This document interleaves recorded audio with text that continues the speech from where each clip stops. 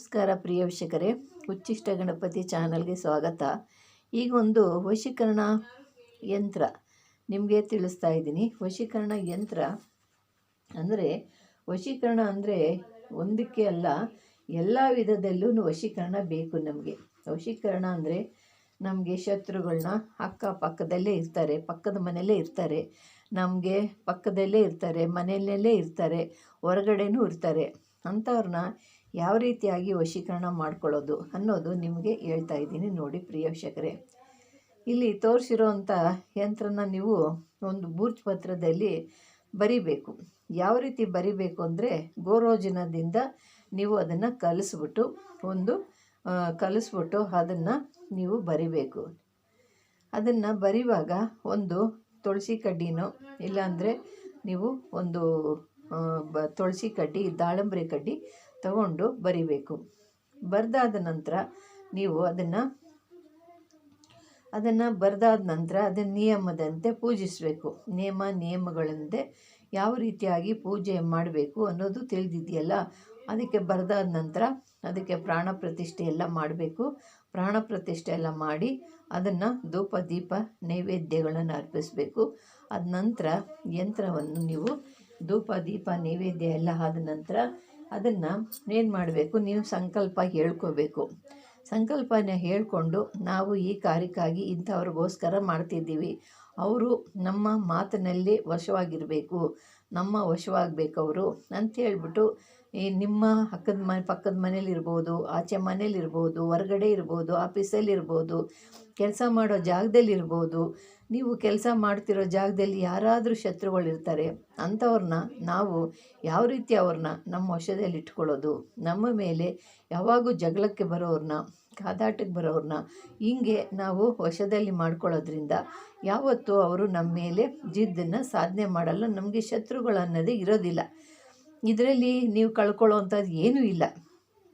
ಈಗ ಹೊರಗಡೆ ಹೋಗಿ ನೀವು ಸಾವಿರಾರು ರೂಪಾಯಿ ಕೊಟ್ಟು ಮಾಡೋದಕ್ಕಿಂತ ನೀವೇ ಇದನ್ನೇ ಮಾಡಿ ಪರಿಹಾರ ಮಾಡ್ಕೊಳ್ಳಿ.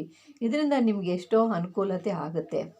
ಈ ಯಂತ್ರನ ಬರೆದು ನೀವು ಹೇಳ್ದಂಗೆ ಅದಕ್ಕೆ ಧೂಪ ದೀಪ ನೈವೇದ್ಯಗಳನ್ನೆಲ್ಲ ಕೊಟ್ಟು ಪೂಜೆ ಮಾಡಿ ಪ್ರಾಣ ಪ್ರತಿಷ್ಠೆ ಮಾಡಿ ನೀವು ಇದನ್ನು ಇಲ್ಲಿ ಯಂತ್ರ ಯಾವ ರೀತಿಯಾಗಿ ತೋರಿಸಿದಾರೋ ಇದನ್ನು 8 ದಳಗಳಿದ್ದಾವೆ. 8 ದಳಗಳ ಮೇಲೆ ಓಂ ಸೋಮ್ ಅಂತ ಎಲ್ಲ ಕಡೆನೂ ಬರಿಬೇಕು.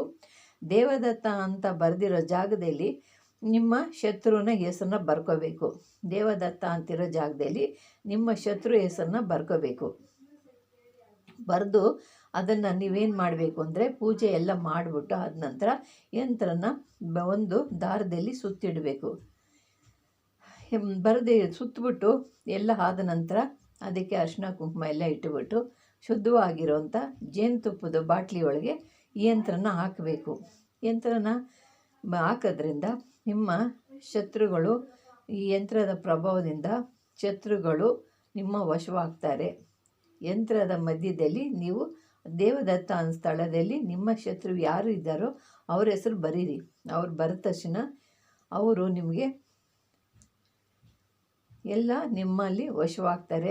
ನೀವು ಹೇಳ್ದಂಗೆ ಕೇಳ್ತಾರೆ. ನಿಮ್ಮ ಮಾತನ್ನು ಎಲ್ಲಿ ತೊಗೊಂಡೋಗಿ ಇನ್ನೊಬ್ರ ಕಡೆ ಹೇಳಲ್ಲ, ನಿಮ್ಮ ಮೇಲೆ ಚಾಡಿ ಹೇಳಲ್ಲ, ನಿಮ್ಮನ ಮೇಲೆ ಯಾವಾಗೂ ದೂಷಣೆ ಮಾಡಲ್ಲ, ನಿಮ್ಮ ಮೇಲೆ ಎಲ್ಲೋ ಹೋಗಿ ಮಾಟ ಮಂತ್ರ ಮಾಡಲ್ಲ, ಎಲ್ಲೋ ಹೋಗಿ ನಿಮಗೋಸ್ಕರ ದೇವರಿಗೆ ಕೈ ಮುಗಿಯಲ್ಲ, ದೇವರಿಗೆ ಬಲಿ ಕೊಡಲ್ಲ.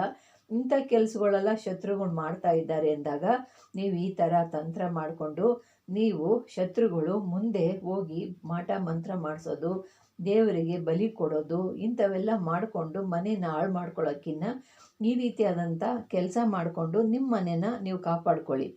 ಶತ್ರುಗಳನ್ನ ವಶೀಕರಣ ಮಾಡ್ಕೊಬಿಟ್ಟಿವಿ ಅಂದರೆ ನಮಗೆ ಪದೇ ಶತ್ರುಗಳು ಹೋಗಿ ತೊಂದರೆ ಕೊಡೋದಿಲ್ಲ.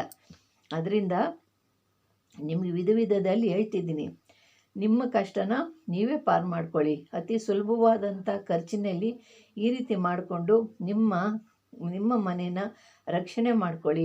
ನೀವು ನಿಮ್ಮ ಮಕ್ಕಳನ್ನ, ನಿಮ್ಮ ಗಂಡನ್ನ, ನಿಮ್ಮ ಹೆಂಡ್ತಿನ, ಇವರೆಲ್ಲರನ್ನೂ ನೀವು ರಕ್ಷಣೆ ಮಾಡ್ಕೋಬೋದು. ನಿಮ್ಮ ಹೆಂಡ್ತಿ ನಿಮ್ಮ ಮಾತು ಕೇಳಲಿಲ್ಲ ಅವ್ರಿಗೆ ಮಾಡಿ, ನಿಮ್ಮ ಗಂಡ ನಿಮ್ಮ ಮಾತು ಕೇಳಿಲ್ಲ ಅವ್ರಿಗೆ ಮಾಡಿ, ಮಕ್ಕಳು ಕೇಳಿಲ್ಲ ಅವ್ರಿಗೆ ಮಾಡಿ, ಮತ್ತು ಇನ್ಯಾರು ಅಣ್ಣ ತಮ್ಮದಿರು ಯಾರೇ ಆಗಲಿ ಈ ಥರ ನೀವು ಮಾಡಿಕೊಂಡ್ರೆ ಅಂದರೆ ನಿಮಗೆ ಅವರು ನಿಮ್ಮ ಮಾತಿನಂತೆ ಇರ್ತಾರೆ. ನಿಮ್ಮ ಮೇಲೆ ಸದಾ ದ್ವೇಷ ಅನ್ನೋದು ಬಿಟ್ಟು ನಿಮ್ಮಲ್ಲಿ ಪ್ರೀತಿ ವಿಶ್ವಾಸದಿಂದ ಬಂದು ನಿಮ್ಮಲ್ಲಿ ಸೇರಕ್ಕೆ ಬರ್ತಾರೆ. ಪ್ರಿಯ ವೀಕ್ಷಕರೇ, ಇಂಥದ್ದೊಂದು ಇದನ್ನು ಮಾಡ್ಕೊಳ್ಳಿ. ನಿಮ್ಮ ಕಷ್ಟ ಪರಿಹಾರ ಆಗಲಿ.